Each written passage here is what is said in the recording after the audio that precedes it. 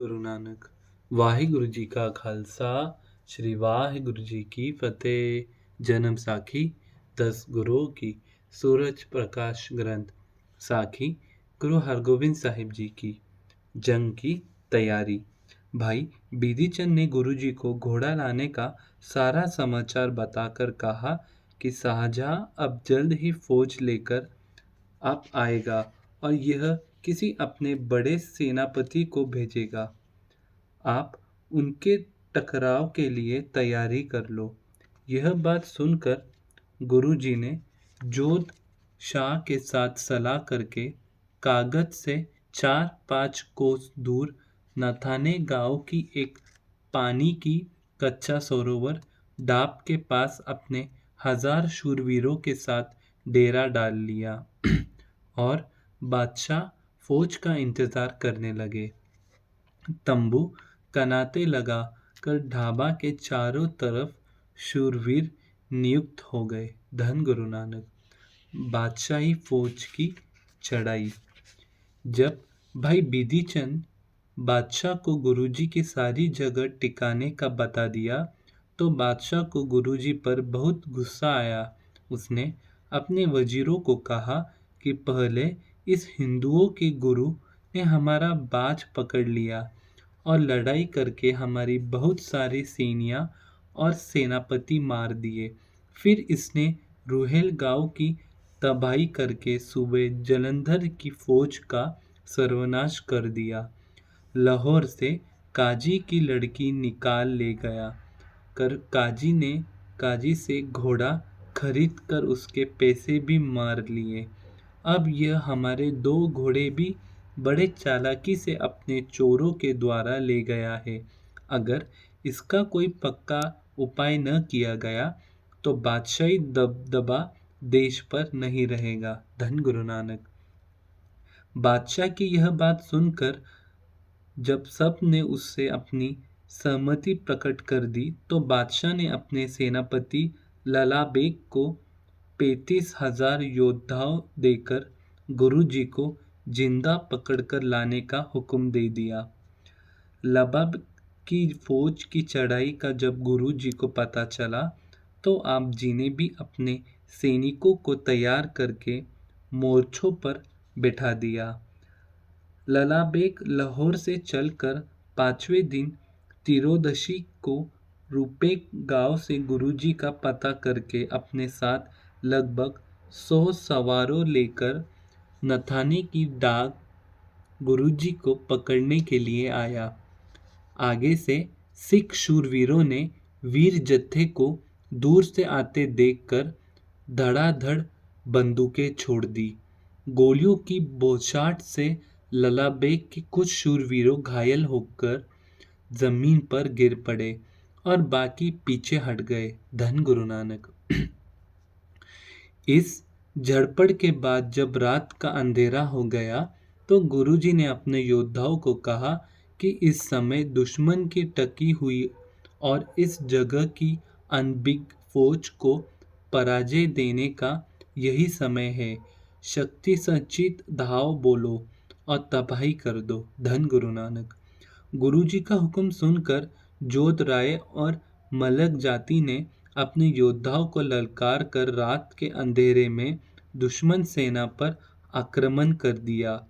मशालें बुझ गई, घटा टोप अंधेरा हो गया। मरोमार की आवाजें और घायलों की चीखों से कुरकुलाहट मच गई।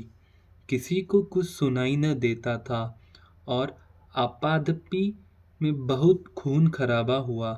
दूसरे दिन सवेरे ही लबेग ने कमरेबक की अगुवाई में 7,000 योद्धाओं के साथ गुरुजी के ऊपर धावा बोल दिया।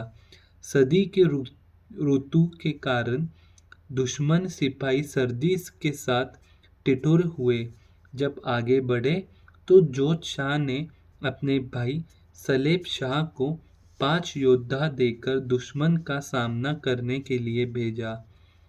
आमने सामने दोनों तरफ से शस्त्र, गोलियां और तीरों की वर्षा होने लगी। मृतकों और घायलों के ढेरे लग गए। धरती रक्त रंजित हो गई। इस घमासान के युद्ध में शाही फौज अपनी बहुत सी सेना मरवाकर पीछे हट गई। यह नुकसान देखकर लाला बेग बहुत घबराया। कमर बेग ने लाला बेग को कहा, हमको ठंडी हवा और सर्दी कुछ नहीं करने देती। सवेरे का समय हमको उलट ही पड़ा है। सर्दी बहुत है। धन गुरु नानक। फिर तीसरी बार 8,000 जवान लेकर बेगम खां और गुल खां ने गुरुजी पर हमला किया। सलीम शाह ने आगे से एक बार ही 500 बंदूकों का वार करके असंख्य तीरों की वर्षा की। फिर दोनों ओर से तलवारों नेंजों की आमने सामने लड़ाई हुई। 2 घड़ियां बहुत मार काट होती रही। धन गुरु नानक। जिसमें दुश्मन सेना के कुछ आदमी मारे गए और बहुत से घायल हो गए। अपनी फौज की तबाही को देखकर लाले बाग ने कांप कर कहा, या अल्लाह, यह क्या बना रहा है। हजारों सिपाही मर गए हैं, हजारों ही घायल पड़े हुए हैं। शीत कोई पेश नहीं जाने देती। धन गुरु नानक। इस तरह पशुमान होकर लाला बेग के पुत्रों ने अपने साथ 10,000 शूरवीरों को लेकर गुरुजी पर चौथी बार दावा बोल दिया। इनके टकराव के लिए गुरुजी ने भाई बिधिचंद को 1,000 शूरवीर देकर आगे रोकने के लिए तथा जोध शाह तथा मालिक जाति को दुश्मन के पीछे से घेरा डालने का लिए कहा। इस तरह दुश्मन सेना को आगे और पीछे घेरा डालकर गोलियों और तीरों की वर्षा करके सिख शूरवीरों ने उथल पुथल मचा दी और दुश्मन सेना को मार गिराया। युद्ध की इस स्थिति को देखकर गुरुजी आप युद्ध भूमि में आकर तीरों की वर्षा करने लगे, जिससे सैकड़ों दुश्मन धरती पर गिर पड़े। अली अली और अकाल अकाल के जयघोष से आकाश गूंज उठा। इस घमासान युद्ध में दुश्मन सेना के 10,000 सैनिक भी मारे गए, कुछ मर गए और कुछ घायल हो गए। धन गुरु नानक। अपनी फौज का बहुत नुकसान देखकर लाला बेग को बहुत गुस्सा आया। उसने अपने सरदारों को कहा कि यह हमें रात के समय लड़ाई नहीं करनी चाहिए, क्योंकि हम इस क्षेत्र से परिचित नहीं हैं, जिस कारण सिख हमारा बहुत नुकसान कर देते हैं। कल दिन चढ़ आप अपने जवानों की अगुवाई करके देखूंगा। जब दिन चढ़ा तो लाल बाग ने नगारे की खोट मरवाकर आक्रमण कर दिया। जब लाला बेग मैदान में आया तो हसन खां ने तीर का निशाना मार कर लाला बेग की सिर से पगड़ी गिरा दी। अपनी पगड़ी तीर से गिरी देखकर लाला बेग बहुत घबराया और अपने सिपाहियों को आज्ञा देकर एकदम गोलियों की बौछार कर दी। धन गुरु नानक। एक और जर्नेल काबला बेग ने गुरुजी से आमने सामने होकर युद्ध किया और कुछ वार करते अनंत गुरुजी की तलवार के वार से उसका सिर अलग हो गया और धरती पर जा गिरा। फिर कमर बेग आप आगे होकर जोध राय से लड़ा और जोध राय के नेजे के प्रहार से उलट होकर जमीन पर गिरकर सदा के लिए सो गया। शाही सेना के सिपाहियों ने जोध राय को घायल किया और उसको घोड़ा गोलियों मार कर गिरा दिया। जोध राय को गुरुजी ने एक और घोड़े पर चढ़कर डेरे भेज दिया। 2 बड़े योद्धाओं की मौत के बाद लाला बेग के दोनों पुत्र कसीम बेग और शमस बेग गुस्सा खाकर आगे बढ़े। गुरुजी ने इनको सम्मान करने के लिए बिधिचंद और मलिक जाति को भेजा। भाई बिधिचंद की तलवार के वार के साथ कसीम बेग 2 टुकड़े होकर धरती पर गिर पड़ा। फिर लाला बेग अपने पुत्र की मौत को देखकर गुस्से के साथ आप आगे बढ़ा।